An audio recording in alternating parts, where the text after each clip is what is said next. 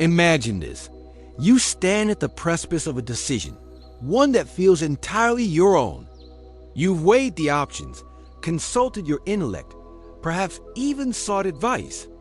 The choice is made, and you move forward, convinced of your autonomy, the captain of your soul.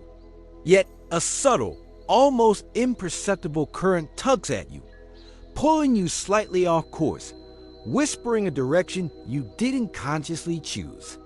We're told we can be anything we want, that our destiny is ours to forge. And yet, how many times have you found yourself repeating patterns you despise? It was inscribed, often silently and without your consent, during a time when you were most vulnerable, most impressionable, your childhood. It's like a phantom limb, an echo of a sensation that isn't truly there, yet profoundly influences your gait, etched itself onto the tabula rasa of your nascent consciousness. You yearn for intimacy, but an early wound of abandonment manifests as an unconscious push and pull in your relationships, keeping true connection at arm's length. You desire peace, yet an internal landscape of conflict, mirroring the unresolved tensions of your youth, keeps you perpetually agitated. It's as if a puppet master, unseen and unheard, pulls at your strings, guiding your dance through life with movements you believe are your own. A power deeply embedded in the very structure of our minds and the philosophical underpinnings of human existence. Why does this unseen hand continue to guide us, even decades later? The answer lies in a confluence of neurological wiring, evolutionary imperatives, and the sheer philosophical weight of being born into a world not of our choosing. These imprints became the invisible operating system running beneath the surface of your adult life, dictating your responses, shaping your perceptions, and often limiting your potential.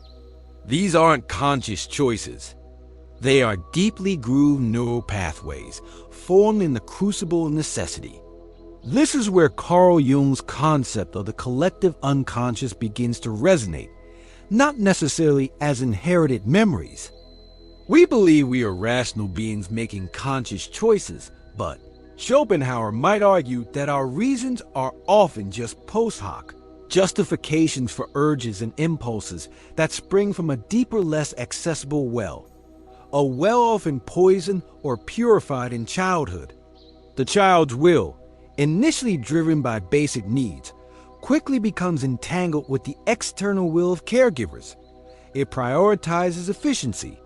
While immensely powerful, presupposes a certain level of self-awareness and agency that is precisely what these early imprints can obscure.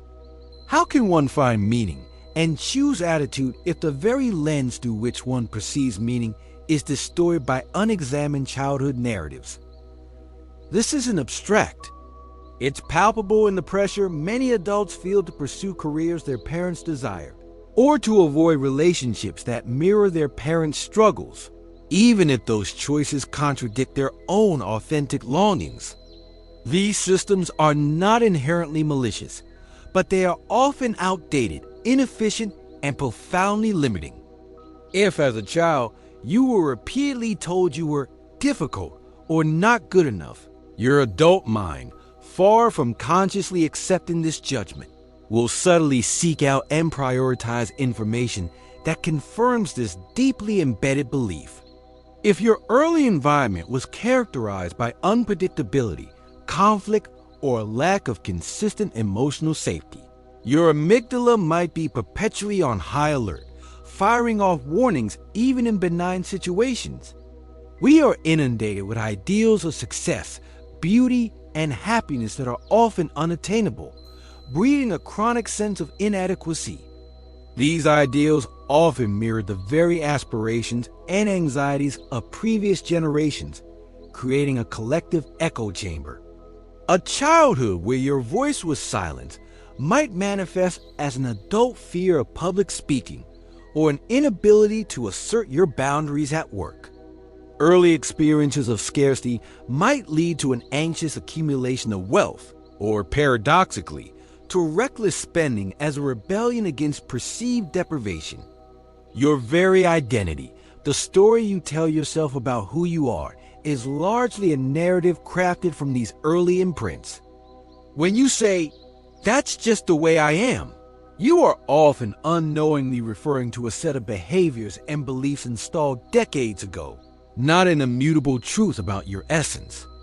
If your parents valued financial security above all else, you might find yourself unconsciously driven by the same anxieties, even if your true passion lies elsewhere.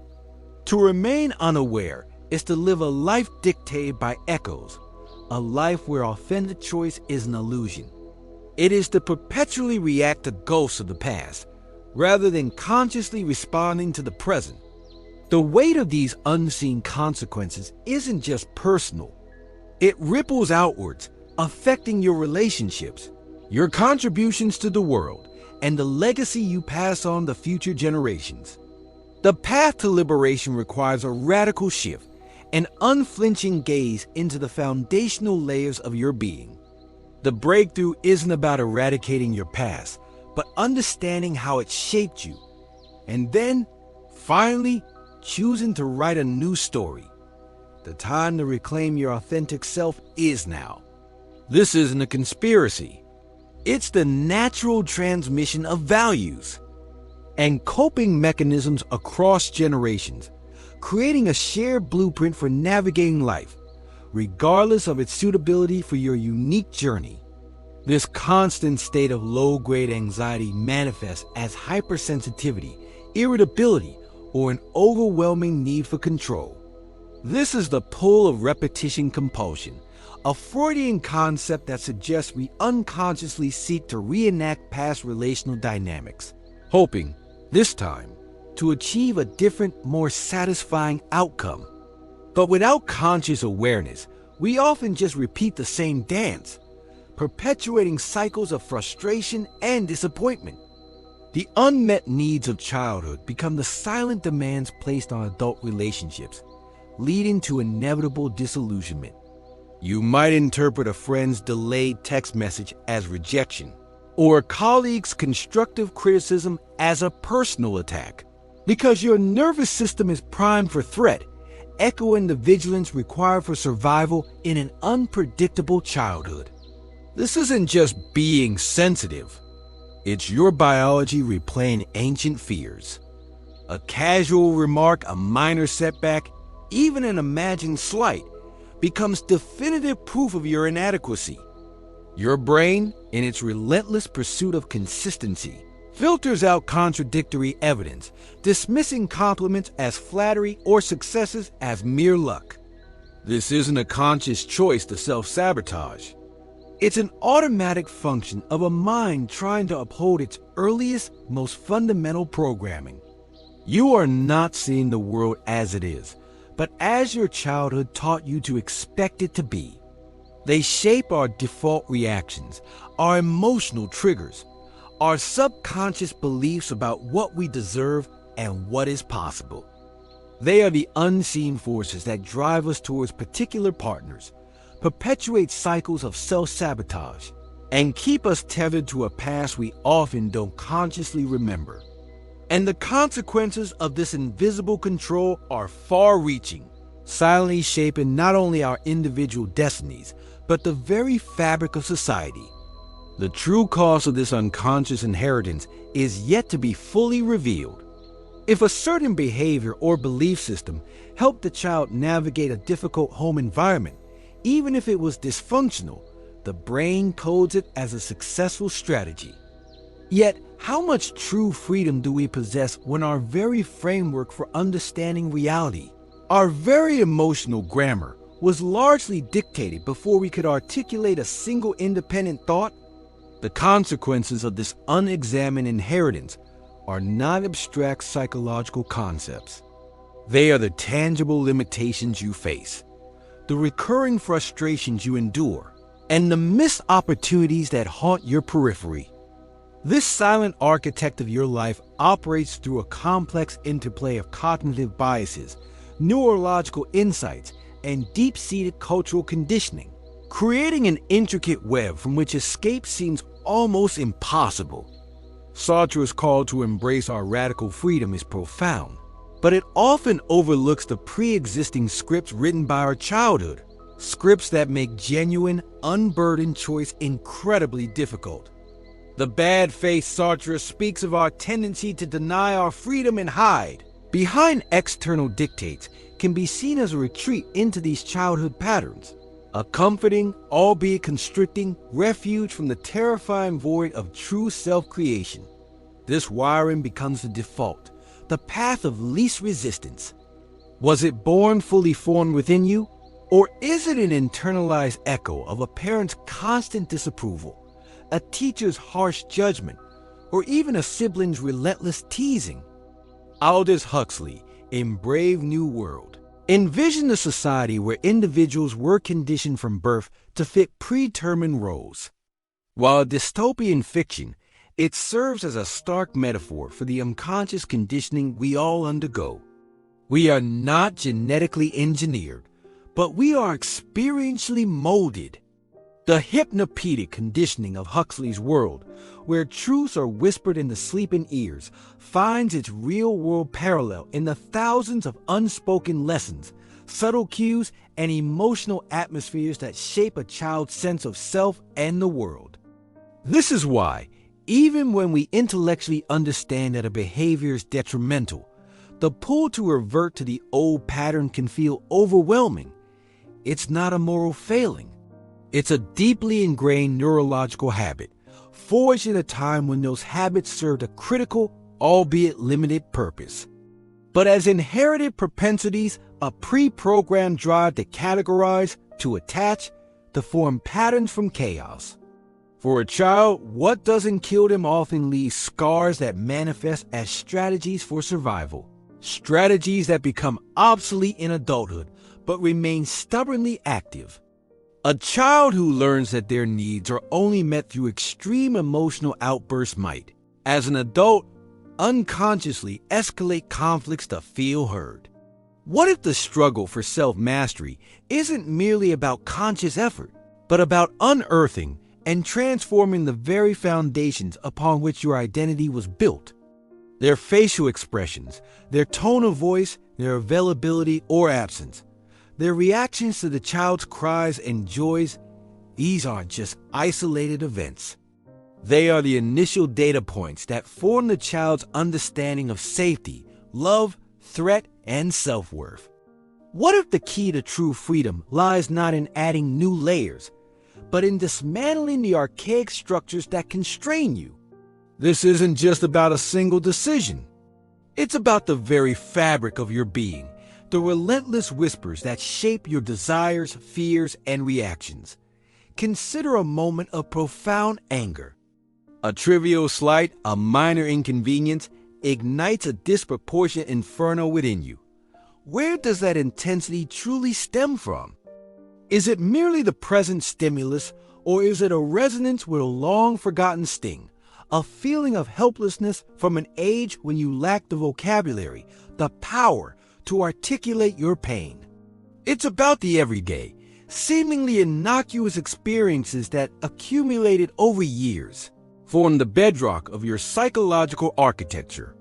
It's about the beliefs you absorb, the roles you adopted, the coping mechanisms you developed, all in an effort to navigate the complex, often bewildering landscape of your early life. And these unexamined foundations, these forgotten blueprints, are still controlling you. They dictate your choices, sculpt your perceptions, and define the very boundaries of what you believe is possible for yourself.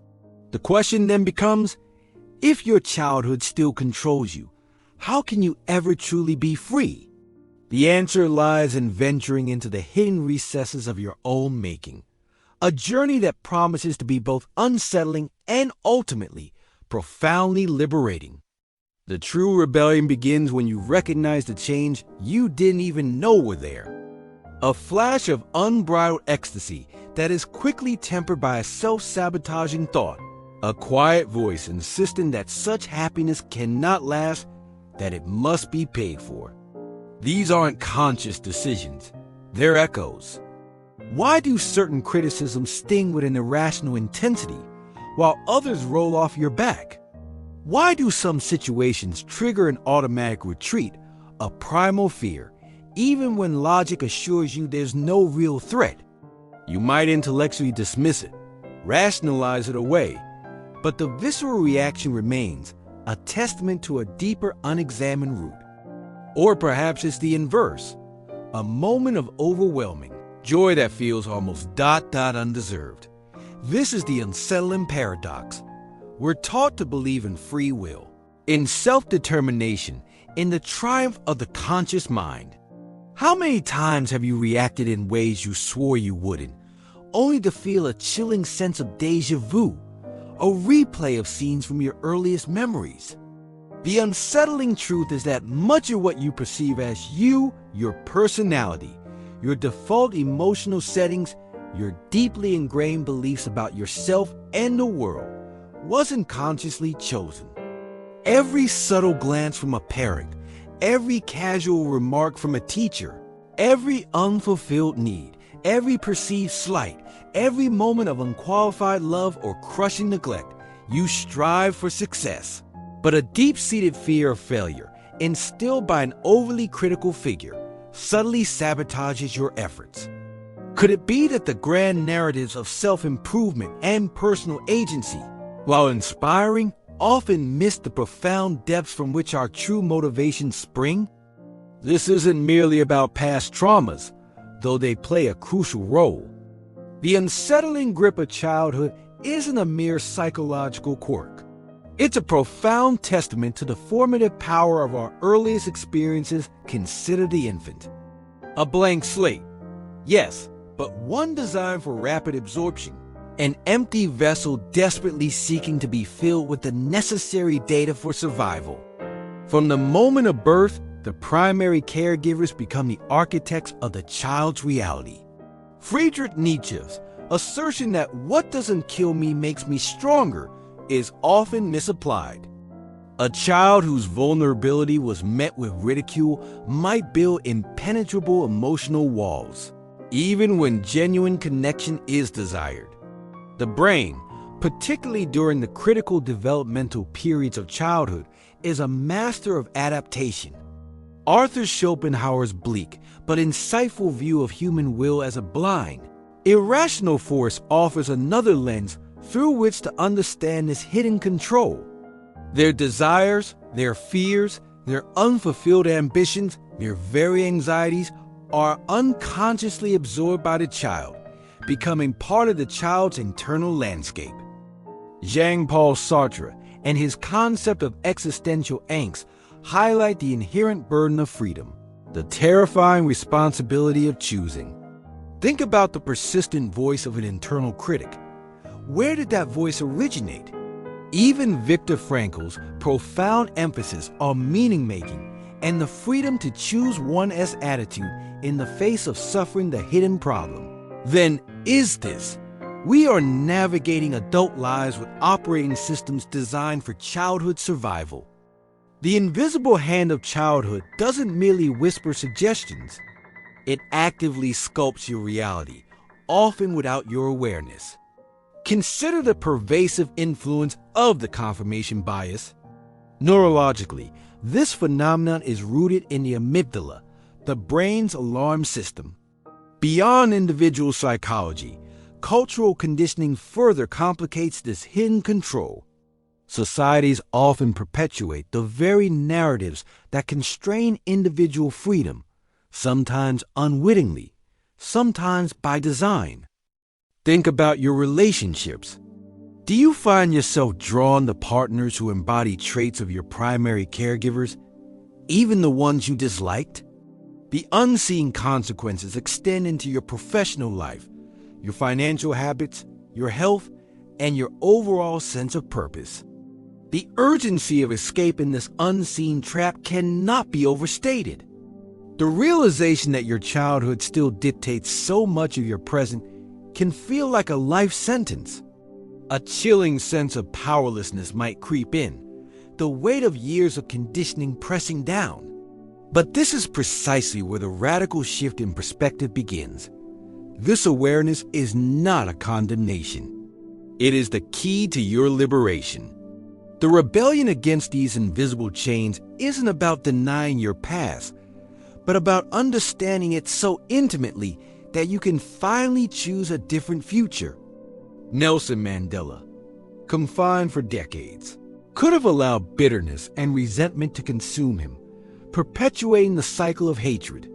If your narrative is, "I am unlovable," or "I always fail," you will unconsciously live out that story. To rebel, you must consciously challenge and rewrite it. This doesn't mean fabricating a false reality, but reinterpreting past events from an adult perspective, acknowledging the limited resources and understanding you had as a child. Imagine peeling back layers of an onion. Each layer represents a defense mechanism, a coping strategy, a fear, or a limiting belief absorbed from your childhood environment. It is the part of you that observes, that feels, that yearns for connection, creativity, and purpose, independent of external validation or past programming. It's the silent witness that was present even during your most challenging childhood moments, sensing the disconnect, registering the pain, but never truly becoming damaged by it. You are the consciousness that experienced them. You are the awareness that observes the imprints. This distinction is paramount. When you identify with the conditioned self, you are trapped in its limitations. When you align with the unconditioned core, you tap into infinite possibilities. The damage occurred on the surface, on the layers of personality and belief, not at the indestructible core. You are free to choose, not from conditioning, but from conscious awareness. This is where genuine innovation, profound compassion, and authentic purpose reside. You've been living as if those layers are the onion, believing their taste and texture to be your immutable essence. They were the desperate, often clumsy, attempts of a conditioned self to protect the core it had forgotten existed. When you connect from your unconditioned core, you connect with others at a deeper, more authentic level. It is the realization that the control was never absolute, that the you've been searching for has been there all along, patiently waiting for you to remember. Step into this truth. Let it ripple through every fiber of your being. For in this remembering, you don't just break free from your childhood. You transcend it, becoming the limitless, authentic self you were always meant to be. The ultimate question then becomes, now that you know this, what will you create? When you felt a deep sense of longing for something more, it wasn't a flaw. It was your true self, like a buried spring, pushing upwards, trying to break through the encrusted earth of conditioned beliefs. It's about recognizing the narratives you inherited and consciously deciding which ones you will continue to empower and which you will gracefully release. It's about understanding that the chains you felt weren't forged to bind your essence, but to protect the surface that was once vulnerable. Not the canvas, but the painter. Not the song, but the singer. Your childhood provided the initial strokes, the early colors, but the masterpiece of your life is yours to complete. The rebellion you embarked upon was not against your past, but against the misconception that your past is your identity. But the core remains pristine and whole, waiting to be rediscovered. A failure might be reframed as a learning experience. A rejection might be seen as misalignment. This active process of restoring your past, often with the guidance of a therapist or through journaling, changes not only how you view your history, but also how you approach your future. They are experiences you had, not who you are. You are taking back the pen from the unseen author of your early years. Instead, he chose reconciliation, a radical act of self-mastery that defied all expectations. His freedom, though physically constrained, was ultimately an internal one, forged by a conscious decision to transcend the script handed to him. Now, prepare for the ultimate truth, a paradigm shift so profound it will redefine how you see not just your past, but your entire reality. This is the final, most powerful realization. Your childhood did not define you. It merely conditioned you to forget who you truly are. While his context was political, the psychological principle applies. Agency lies in conscious choice, even when circumstances are grim. The first, most counterintuitive solution is to embrace radical self-compassion, not self-blame. For too long, you've likely judged your flaws as personal failures, when in reality, they are often ingenious survival strategies developed by a vulnerable child. That crippling fear of rejection? It was once your shield against an unbearable early pain. That relentless need for control? It emerged from an environment where control was an illusion. Recognizing this shifts your internal dialogue from accusation to understanding. This isn't an excuse. It's the foundation for change. You cannot fight an enemy you don't understand, and you certainly can't heal a part of yourself you condemn. This is a profound mindset shift. Your past isn't a burden to be discarded, but a story to be rewritten with new meaning. Next, you must cultivate the practice of mindful self-observation. This isn't about navel-gazing. It's about becoming a detached, curious observer of your own internal landscape. When a familiar trigger arises, that disproportionate anger, that sudden withdrawal, that self-sabotaging thought, instead of reacting automatically, pause. Ask yourself, where have I felt this before? What story is this emotion telling me? This isn't about intellectualizing your feelings away, but about creating a small, crucial gap between stimulus and response. In that gap lies your freedom. This requires diligent, consistent practice. Think of it like a detective investigating a crime scene. You're looking for clues, patterns, and the original source of the emotional residue. This practice gradually weakens the automatic neural pathways forged in childhood and begins to lay down new ones. Consider historical figures who broke free from their predetermined paths, not necessarily from childhood conditioning, but from societal or personal prisons. Another powerful tool is narrative restructuring. Our childhood creates a dominant narrative about who we are and what is possible. You have journeyed through the unsettling reality of your hidden controls, explored their psychological roots, weathered their unseen consequences, and even begun to glimpse the radical path to rebellion. The deepest revelation is this: beneath the layers of learned behaviors, internalized beliefs, and reactive patterns lies an untouched, unconditioned core of pure potential, a limitless wellspring of authentic selfhood that no amount of early imprinting could ever diminish. This unconditioned core is what ancient wisdom traditions refer to as the true self, the essence, or the spirit. This insight makes past struggles suddenly clear. The anxiety, the self-sabotage, the repetitive cycles, they weren't evidence of your inherent brokenness. The power of this realization is immense. It means you are not, and never were, merely the sum of your childhood experiences. This is the ultimate freedom, the understanding that your deepest identity is not your story, but the storyteller. To live from this ultimate truth means no longer being defined by your wounds. Your wounds are real and they shaped you, but they are not the entirety of who you are. Embracing radical responsibility for your present. Once you understand that your core is unblemished, the excuse of "my childhood made me this way" dissolves, unleashing your inherent creativity and intuition. When the noise of the conditioned self quiets, the wisdom of your true self, your innate knowing, becomes accessible. Experiencing genuine connection, the walls built by your conditioned self often prevent true intimacy. This isn't about eradicating your history or pretending it didn't happen. It's about seeing your history through the eyes of your inherent wholeness. The journey back to your unconditioned core is the ultimate act of self-love, the most profound rebellion against a life unlived.